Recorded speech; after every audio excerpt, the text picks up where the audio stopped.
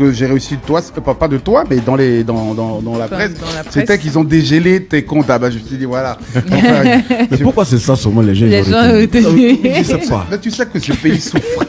Les gens galèrent. Donc ils s'accrochent. Partout où il y a une odeur de blé qui commence. Même si c'est pas pour eux, ils s'accrochent à la nouvelle. T'en fais pas, c'est à cause de ça. C'est dur, toi-même tu le sais. Toi-même c'était fermé, tu réglais les comptes des gens. Donc imagine quand ils ont ouvert.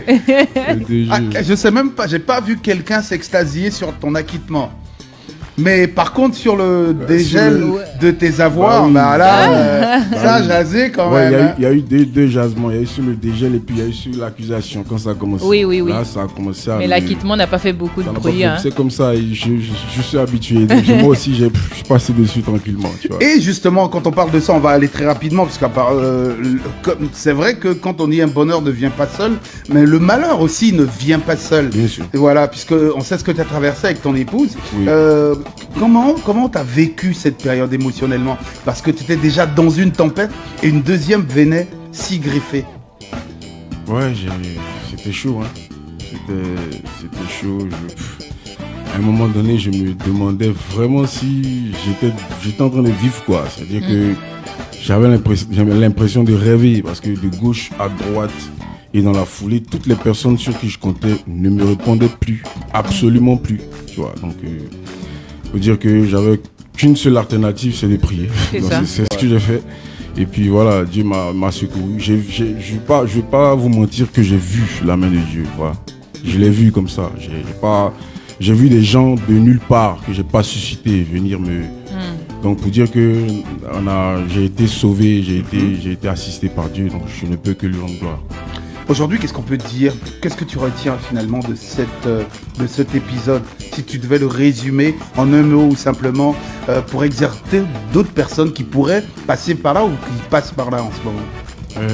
D'abord, je voulais dire, on est à l'abri de rien. On est à l'abri de rien. Rien n'est acquis. Petit ou grand, musulman, chrétien, n'importe qui, quelle que soit ta catégorie.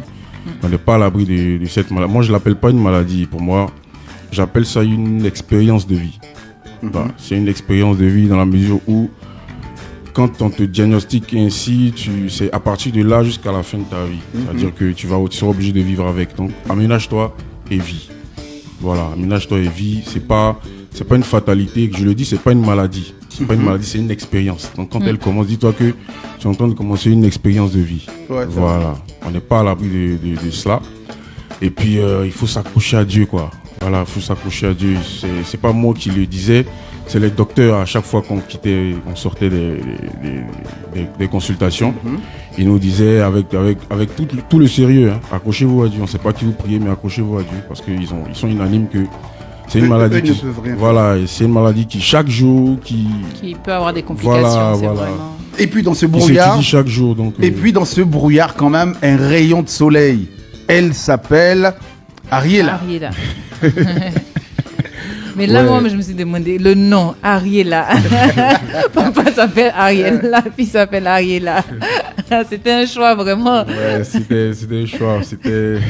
C'était un choix qui, pour moi, je me disais, bon, comme j'ai pas encore de garçon, je vais lui donner Ariela, comme ça, parce que mon fils, franchement, j'avais toujours en tête mon fils, il devait s'appeler Ariello.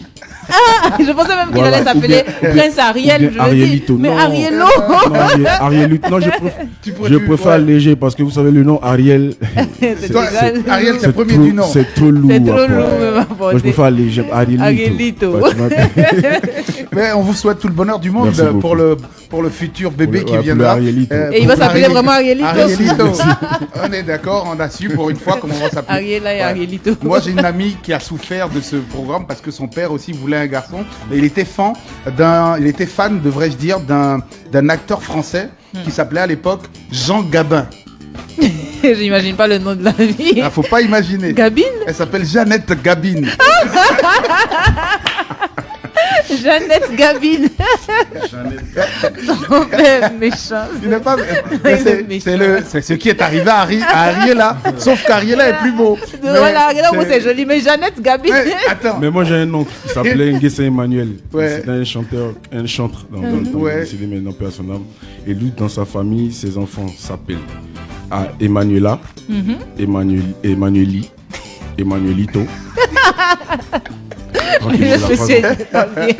Donc je me suis dit, mais ça c'est bien. Arielito. Mais c'est bien parce que l'avantage c'est que si Dieu est parmi nous, autant le multiplier. Puisque Emmanuel est avec nous. Emmanuelito, Il a voulu grandir. Alors Ariel Chéné est l'invité de cette émission. Je vous rappelle pour ceux et celles. Vas-y pour la question. Par rapport j'ai envie de dire, aux langues dans lesquelles Ariel Chéné chante. C'est vrai que Yelele Maïns a dit que c'est dans une langue qu'il a créée. Inventée. Moi, j'ai l'impression aussi dans beaucoup de ses titres qu'on retrouve cette langue inventée là la plupart du temps et ça a un charme particulier. Donc je me demande comment ça vient. Voilà, justement, en fait, quand on compose, nous les artistes, la plupart, on fait ce qu'on appelle des yaourts. C'est des onomatopées qu'on fait avec des mélodies qu'on va utiliser après pour écrire. Mais moi, j'ai une particularité de rendre ça un peu plus joli. Ouais. Avec des chœurs, je peux même faire un album avec que des onomatopées. Mais tu vas t'envoler, quoi. Oui, on a l'impression que c'est une langue qui existe. Et ils s'en souviennent. Donc, quand je compose, mes gens même autour me disent, mais ça c'est plus joli même que la phrase même que tu as. En fait, donc je sais pas. Faut garder. C'est la musique, c'est pas grave. Donc je l'ai fait une fois, 2 fois, et puis j'ai vu que ça prenait. Donc, la première fois que tu l'as faite, c'était sur quelle chanson? La première fois que je l'ai faite, c'était sur Yelele. Ça te vient comme ça par hasard. Ouais. Bon, c'est vrai qu'Arafat et toi, vous êtes des doués pour les onomatopées, les inventions de mots. Ça, quelle a été la phrase célèbre d'Arafat sur le plateau de, comment il s'appelle, Serge Pato et Lingan? Ne cherche pas à comprendre. Ah oui. Ne cherche pas à comprendre, vous danse seulement là. C'est ça, voilà. Ne cherche pas à comprendre, danse seulement. C'est un peu ça votre devise en fait, à tous les deux. C'est cela, ouais. On faisait que de l'animation et lui, moi je le regardais faire. Il avait cette manière là de donner vie à ces phrases qu'il inventait. Donc du coup, c'est resté sur nous en fait. T'avais une si grande fascination pour Arafat quand même, pour son travail, sa magie à être plus inventif. Ouais. Arafat, franchement, j'étais tellement fasciné par son. Pour la petite anecdote, j'ai passé 1 an sans dire mot à ma mère parce qu'elle ne voulait pas que je travaille avec lui dans le temps. Ah ouais, comme toute mère. Bon, c'est vrai, Arafat, c'est d'abord un bad boy. Voilà. Je vois pas de loin. Les chouchous des parents. Non, je veux pas. Après, ton père aussi était pasteur. Donc forcément, ça colle pas, quoi. Ça colle pas du tout. Et moi, quand je regarde le truc, je me dis non, c'est mon truc en fait. Ce qui m'a fasciné chez lui, c'est qu'il n'a pas hésité à m'ouvrir son studio et à me dire fais un son, on va lancer le même la semaine. Voir ce que ça fait, tu vois. Je suis passé chez d'autres qui ont été un peu réticents à me donner leur projet. Lui, il l'a fait sans regarder. Et moi, ça m'a donné l'envie d'aller à fond, tu vois. En 2 jours, j'ai fait même en Angara, il m'appelait l'arrangeur Mouscador avant. Franchement, lui, il te mettait entre le Chéné et le Mouscador. Voilà, donc je me dis, là, c'est après le Chéné du quartier, maintenant c'est l'arrangeur. C'est un gars de challenge. Je pense qu'il faut. Donc voilà, je me suis accroché contre le gré de mes parents. Et voilà, et après, ils ont compris que voilà, faut pas aller contre la volonté. Bientôt, ça sera l'anniversaire de décès en août, ça sera le 12 août. Oui, 12 août prochain dans quelques mois. On va encore célébrer ce grand génie du coupé décalé. Alors là, on va entrer plein pied dans notre débat People. On a 5 petites minutes pour un débat assez léger, donc on va avoir l'avis de notre invité là-dessus. One People. Le débat People. Le débat People, comme tous les soirs. Dois-je payer les dettes de mon époux ou mon épouse? Juste, peut-être on va voir les montants à payer d'abord. Mais de la somme. Rita, allons-y. Oui, alors pour le débat de ce jour, dois-je payer les dettes de mon époux ou de mon épouse? On sait que les dettes conjugales peuvent soulever une question soit juridique ou relationnelle assez complexe dans les couples, entre le fait d'être solidaire de son compagnon ou de sa compagne et le fait de se protéger soi-même. La frontière n'est pas toujours assez claire. Donc on pourrait légalement avoir une réponse selon le régime matrimonial qu'on choisit, mais de manière sentimentale, est-ce qu'il faudrait véritablement se mettre à payer les dettes de son époux quand celui-ci ne peut pas, ou bien il faudrait plutôt penser à se protéger soi-même pour ne pas se retrouver aussi dans l'endettement. Alors Ariel, est-ce que pour toi, on devrait payer les dettes de son épouse? Mais se protéger dans quoi? Ton mari est endetté, toi tu étais protégé. Si ton mari est endetté, vous êtes dans le même bateau. Parce que ce soit communauté ou séparation de biens, vous êtes mariés. Moi, je dis que quand vous êtes marié, pour le meilleur et le pire. C'est pour le meilleur et le pire. Donc, du coup, t'es obligé, quoi. Donc, dès que ton mari contracte une dette, tu es aussi endetté. Donc, si tu peux, tu le fais. Une fois, ça va. Toutes les fois. Ah ouais. Bah oui, toutes les fois, c'est vice-versa, quoi. Ça va. Toutes les fois.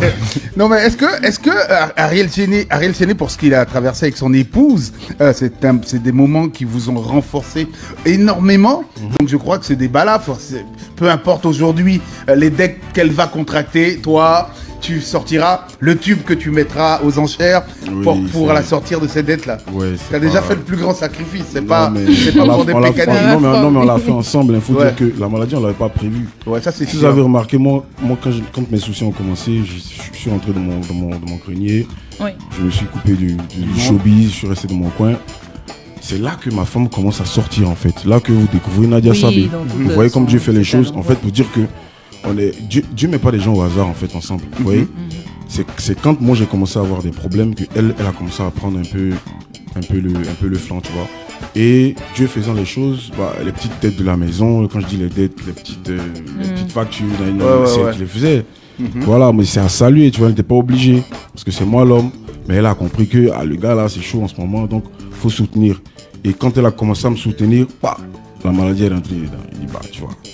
Là, je comprends que c'est vraiment une montagne qu'on doit graver ensemble. Donc, pour dire que on s'est entraidés et ça n'a pas été, ça a été avant le mariage. Le mariage légal. Voilà, donc on n'a pas attendu qu'on ait communauté ou pas. Quand tu es avec quelqu'un, il faut te donner à 100%. C'est 50% pour elle, 50% pour toi. Après, c'est vraiment un bon exemple parce qu'on pourrait se dire que si on a choisi la communauté de bien, ça va de soi qu'on se soutienne. Mais comme il dit, il n'était pas encore au mariage civil, donc le mariage qui pourrait choisir le régime matrimonial. Mais là, déjà, l'entraide était mutuelle. Bon, donc pour vous, c'était une conséquence logique, la communauté de bien. Forcément. C'était pas... c'est vrai. C'est vrai que pour d'autres, c'est pour protéger, parce qu'il y en a qui le font soit pour se protéger, il y en a même qui font des séparations des biens de façon unanime pour se protéger en fonction de certains domaines. C'est en fonction des objectifs aussi. Voilà, moi je dis, cette histoire de contrat de mariage, c'est fatigant. Moi j'aime quelqu'un, on est ensemble, c'est bon, quoi. Tu vois. On sait jamais, tu sais, les gens, il y a tellement de gens qui sont passés par tellement de prérequis. Tu sais que c'est pas toutes les tempêtes qui sautent aussi. Tu as rencontré quelqu'un, vous avez fait du chemin ensemble, le jour où ça va pas vous séparer, vous avancez. Il n'y a pas, je sais pas. En fait, c'est quand tu veux forcer en fait des choses que tu te retrouves en train de rentrer dans les problèmes. Sinon, quand une personne t'approche, quand tu l'aimes, tu sais déjà. Vous les filles, surtout les femmes, quand un homme aborde une femme, elle sait déjà si elle lui plaît ou pas. Donc arrêtons de jouer, parce que ça fait perdre après, le temps. dans tous les cas, c'est les hommes qui abordent en premier. Deux jours là, c'est pas forcément le cas. Deux jours là, les femmes sont entrepreneurs. On est harcelés. Parlons justement de harcèlement. Est-ce que toi, tu as l'objet d'harcèlement tout le temps Oui. Et comment tu fais? Parce que ton même histoire... là, actuellement, là vous n'avez aucune idée de ce que la ville est devenue. En fait, les hommes sont devenus rares. Des proies. Oui. C'est une denrée très rare. Mais moi, j'ai dû changer de numéro après mon mariage. Parce que j'ai eu un message culotté. Qui disait quoi? Moi, je ne vais pas dire. Non, mais attends, tu peux pas commencer comme ça le vrai et puis nous laisser en cours de route. Le message disait quoi? Non. Ariel Chéné, pour une fois. Non, c'était culotté quand même. En substance, ça disait quoi? Non, ça disait. L'une de mes, là, ça va finir encore. Oui, avec un air de... Comme si on avait l'habitude de se côtoyer ensemble, en fait, à Dabda, tu vois. Si la lune de miel finit, il faut nous appeler. Faut nous appeler. Nous-mêmes. Tu vois, je me disais en fait, après le mariage, il y a beaucoup de choses qui devaient changer, tu vois. Je dis pas que moi on me drague pas, c'est pas parce que vous venez Nadia savez toujours avec moi que vous on m'aborde pas, on me fait tout ce que vous pouvez savoir. Mais je veux dire, j'ai choisi et je pense que jouer, j'ai pas dit que j'ai pas joué, tous les hommes sont tombés, tu vois. Mais quand à un moment donné, Dieu te fait passer par des situations et tu comprends que ta vie en face de toi, tu as un seul choix. Donc fais-le et il faut être conséquent. Voilà. C'est tout ce que je peux faire. Tu veux dire qu'aujourd'hui tu es un homme fidèle? Je suis un homme fidèle à 100%. 100%. Voilà. Fidèle à notre amour, je suis Allez, Ariel Chéné est l'invité de cette émission. On va écouter une chanson. Donc entre Ariella et Maman, tu préfères qu'on écoute laquelle? Ariella d'abord. Bon, c'est fait Ariella. De toute façon, nous, on a déjà écouté Maman au cours de l'émission avant qu'il n'arrive au tout début. Qu'est-ce que tu dis à Ariella aujourd'hui? Qu'est-ce qu'elle représente? Parce que j'ai écouté la chanson. C'est vrai que c'est une sorte de... Elle a pratiquement tout changé. Tes rapports à la vie, tes rapports à toi-même aussi. Bien sûr, à moi-même, parce que ça m'a fait changer de cercle d'amis. Fallait devenir un peu plus conscient, donc fallait arrêter certaines choses. Donc comme il y avait des relations qui étaient là par rapport à certaines choses, donc du coup quand les choses s'arrêtent, les amis s'extompent. Donc je me suis plus rapproché de ma famille, parce qu'il faut reconnaître que Ariella n'est pas venu comme je l'ai souhaité, mais je l'ai assumé, Dieu merci, les choses se sont très bien passées avec sa mère et ma femme. Et donc avec tout ça, je me suis dit, écoute, si t'es pas devenu responsable là, il y a pas voilà, tu vois. Il n'y a pas d'autres moments. Donc voilà, ça m'a rendu vraiment beaucoup plus mature et j'ai compris que même dans mes chansons, je vois pas ma fille en train de chanter des trucs bizarres, tu vois. Même la chanson, la fameuse chanson Amina, tu vois. Encore ça, c'est avec des pincements que, tu vois. Après ça, je me suis dit, waouh, si je continue dans ça, demain, ça sera chaud. J'aurai moi-même honte, tu vois. Et pour Ariella, tu t'es séparé d'Amina. De la chanson. De la chanson. On a bien compris. C'est un jeu de mots. Et on va écouter, moi j'aime particulièrement cette chanson parce qu'on a l'impression que tu as pris le temps de chanter, de l'écrire, que chaque mot soit un conseil pour ceux qui auront peut-être bientôt des enfants ou qui en ont. Voici Ariella, signé Ariel Chéné. Facile, hein, faut pas... Ah bon, hein? Ouais. Non, mais enfin, si, il voulait Arielito, donc bien Ariello. C'était ça, c'était Arielito qui était prévu. Ariella, quand même, bien écrit, parce que ça m'a fait penser à une chanson de Youssoupha, vous la connaissez? Oui, Dieu roi. est... Quoi, le roi pour son fils ou pour sa fille? Non, pour sa fille. Fille. Il a une toute petite. C'est quasiment un peu la même histoire. La petite aussi qui chante au début de la chanson. Mais là, Ariella, elle a tué le gars, mais ça. Le début là, franchement, une artiste, mais. Waouh! Moi-même, monter un peu dans les aiguilles. Je te dis. Non, après, est-ce que lui-même n'a pas fait monter les aiguilles aussi? Non, même pas, c'est elle toute seule. Allez, bien, Cocotier donne pas manque, forcément, donc. Et si elle s'appelle, si demain elle vous laisse appeler Ariella Chénéta. Non, sans façon. Non, c'est pas arrivé là-bas. C'est trop là. Nom d'artiste Ariella Chénéta. Ah ouais? C'est beau, hein? Ariella Chénéta. Allez, bien sûr, on va parler d'une autre chanson, Maman. Tu l'as écrite récemment, je crois. Oui. Ou peut-être il y a longtemps, parce que ça coïncidait carrément avec le week-end de la fête des mères. Exactement, je l'ai écrit la veille de la fête. J'ai pas voulu attendre. Oui, c'est venu comme ça au pif. Si vous avez remarqué, le deuxième couplet, il est fait en onomatopée.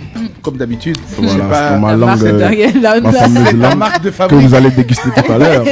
Ma fameuse langue, bien sûr. Alors, ce qu'on va faire justement pour cette chanson, parce que je crois qu'on va la réécouter sur l'ensemble des fêtes des mères jusqu'à ce que nous mourions, nos enfants écoutent et meurent et réécoutent à leurs enfants, petits-enfants.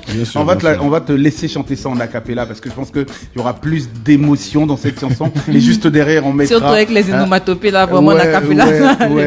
Je pense qu'on va te laisser faire un petit acapella pour qu'il y ait cette émotion naturelle que ta voix a quand il n'y a pas de musique. Que personne ne connaît presque, finalement. Ah ouais? Ouais, parce que tout ce qu'on connaît d'Ariel Chéné, c'est dans la musique. C'est dans la musique. On a fait, voilà. Ouais, pour une fois, on a envie d'écouter ta voix à l'état pur.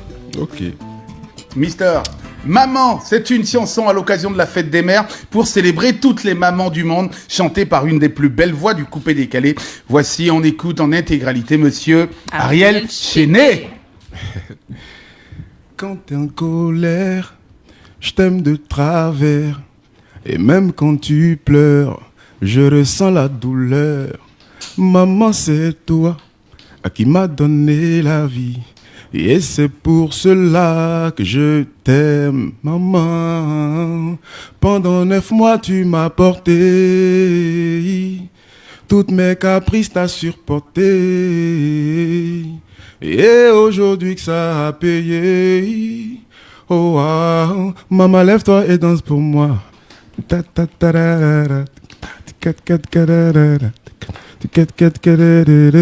Maman, lève-toi et danse pour moi.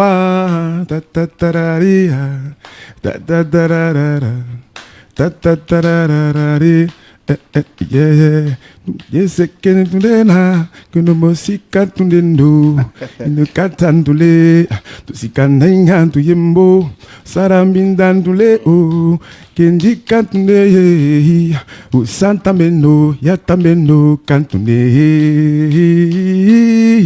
Pendant 9 mois tu m'as porté. Toutes mes caprices t'as supporté. Et aujourd'hui que ça a payé. Oh, oh, oh. Maman, lève-toi et danse pour moi. Ta ta ta ra ra ra. Hey. Ta ta ta ra ra ra. Ta ta ta ra ri. Maman, lève-toi et danse pour moi. Merci. Bravo Ariel Chené, Ariel, bravo. En tout cas, l'actualité, c'est que ce week-end, pas ce week-end, plutôt le week-end de la Tabaski Pentecôte. C'est comme ça Tabaski Tabascotte.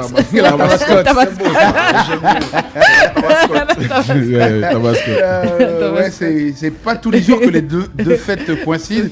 Mais c'est vrai que bien trouvé quand même. La Tabascotte, tu commences à devenir la mascotte de l'émission. Fallait chercher quand même. De temps en temps, comme ça.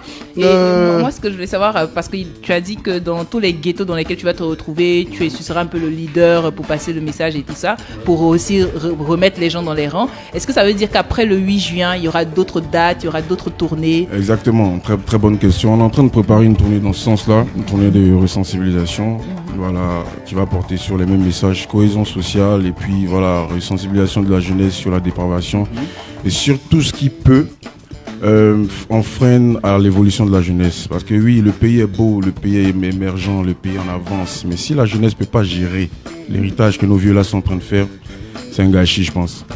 Donc c'est un peu ce que je veux faire et je pense qu'avec l'aide de tout le monde, ça peut se faire. Voilà. Allez, on va terminer justement avec une question. Le Naija Style que tu t'as imposé sur ces derniers temps, c'était pour... sur des chansons comme Démarrer, Sweet Life. C'était pour montrer déjà ma polyvalence que mes fans connaissent déjà. Mais pour cet album Mutation qui a été fait, c'était fait expressement à cause de ma maison de prod dans le temps, qui avait demandé un album dans ce sens-là. Ah ouais, ok. Donc ça a été fait. Après, normalement, je devais continuer à nourrir mes fans du coupé décalé, mais expressement, j'ai décidé de laisser parce que j'ai senti qu'il y avait beaucoup de gens qui avaient envie de promouvoir le coupé décalé et de donner un peu de force au coupé décalé. Donc j'ai voulu laisser pour voir. Ton avis sur le mouvement Paya? Non, je vais finir.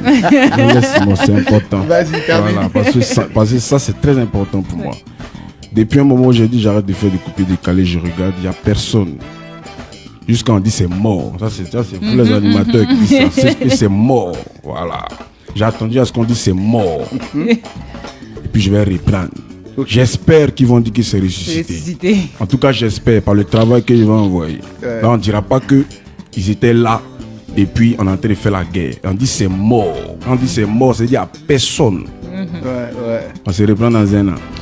Allez, bien sûr, Ariel Chené, c'est sur ces mots-là qu'on termine justement. Bravo Ariel Chené. Merci. Et puis votre mouvement a continué à devenir Biama, mais les gens, peut-être parce que c'est devenu Biama, on a l'impression que c'est coupé décalé. Nuance. Nuance. Le coupé décalé est une source d'inspiration qui a fait naître le rap ivoire, parce qu'il y avait le rap avant. Le rap ivoire et le Biama. Et tout ce qui va venir par le coupé décalé. Donc c'est une source d'inspiration qui ne peut pas tarir. Donc tout ce qui est en train de se passer là, c'est dans nos berceaux. Voilà. Le coupé décalé est-il mort comme fait croire la presse? Monsieur Ariel Chené a décidé de nous faire croire le contraire. Rendez-vous dans un an. Rendez-vous dans un an. Déjà rendez-vous le 8 juin. Le 8 juin au stade de Boaké. C'est une affaire de coupé décalé des Burkina et puis de Côte d'Ivoire. Ah ouais, c'est parti jusque là-bas. Bah oui, c'est un brassage musical. Donc venez, on va s'amuser. Venez, on va s'amuser. Venez. Hein. Mais c'est aussi le moment de retrouver le grand retour de Ariel Chéné quand même. Ouais, après quelques mois des années même de silence. Il a dû passer, deux ans quand même de silence. Et il est de retour sur la scène. Merci Ariel. Merci beaucoup. C'est tout ce qu'on pouvait te dire. Merci à One Radio. Et félicitations, continuez le travail. Merci. Il vient de commencer, mais il sera très laborieux. Il sera très dur. Je sais ça. Parce que vous faites du bon boulot. Merci beaucoup, merci encore. Venant de Ariel Chéné, on est très content, on a envie même de péter une bouteille de Chéné. On espère qu'elle est juste dehors, qu'il est venu avec. Allez, bien sûr, passez une excellente soirée. C'était Rita, José, Sourire, voilà. JJB. Et monsieur Adou Amos. Rendez-vous demain à partir de 17h. Et on vous laisse en compagnie de Ariel Chéné, démarrer, c'est ça. À Sweet Life.